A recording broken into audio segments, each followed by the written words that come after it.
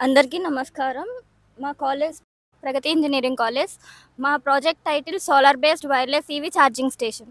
So, ఎలా work అవుతుందంటే మామూలుగా ఐసీ ఇంజిన్స్‌కి పెట్రోల్ బంక్స్ ఉంటాయి. అలాగే ఈ ఎలక్ట్రిక్ వెహికల్స్‌కి ఛార్జింగ్ స్టేషన్ అనేది మేము ప్రోటోటైప్ కింద డిజైన్ చేసాం.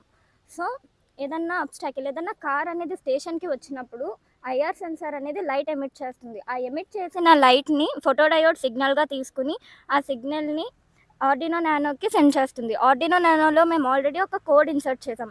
So, C language embedded code insert చేయడం వల్ల మైక్రో కంట్రోలర్ ఇంటర్నల్‌గా క్యాలిక్యులేషన్స్ అన్నీ చేసి ఎల్‌సీడీ 16:2 లిక్విడ్ క్రిస్టల్ డిస్‌ప్లేకి at the same time 5 volts relay మాడ్యూల్‌కి సిగ్నల్ ఇస్తుంది.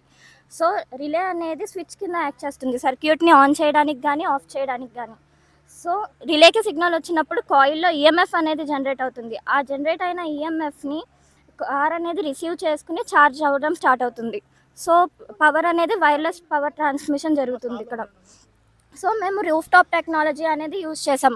గవర్నమెంట్ రీసెర్చ్ అండ్ డెవలప్మెంట్ వాళ్ళు గ్రీన్ ఎనర్జీకే ఎక్కువ ఎంకరేజ్ చేస్తున్నారు. అంటే pollution free energy. So, solar అనేది రెన్యూవబుల్ సోర్స్ కాబట్టి పొల్యూషన్ ఎక్కడా రాదు. And roof top technology use చేయడం వల్ల మన దగ్గర ఉన్న పవర్ని మనం యూజ్ చేయం. సో, కన్వర్టర్ యూజ్ చేసి డీసీ నుంచి ఏసీకి కన్వర్ట్ చేసి గ్రిడ్కి పవర్ని ఇస్తాం. సో, బయట నుంచి ఎక్స్టర్నల్గా పవర్ని ఇన్పుట్ కింద స్టేషన్కి తీసుకుంటాం. సో, 24/7 ఇంటరప్షన్ లేకుండా స్టేషన్ అనేది రన్ అవుతుంది.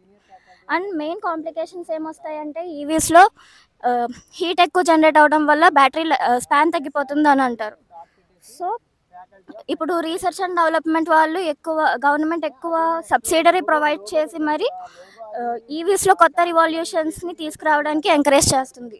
సో, ఇన్బిల్ట్గా ఫ్యాన్స్ అనేవి ప్రొవైడ్ చేస్తున్నారు ఈవీ తయారు చేసేటప్పుడే. సో, ల్యాప్టాప్స్కి ఎలా అయితే కూలెంట్ పర్పస్కి ఫ్యాన్స్ ఉంటాయో ఈవీస్కి కూడా అలాగే ఫ్యాన్స్ని ఇవ్వడం వల్ల ఛార్జ్ అయ్యేటప్పుడు కాయిల్ని కూల్ చేస్తుంది. సో, హీట్ కాంప్లికేషన్స్ అనేవి ఓవర్కమ్ చేయొచ్చు.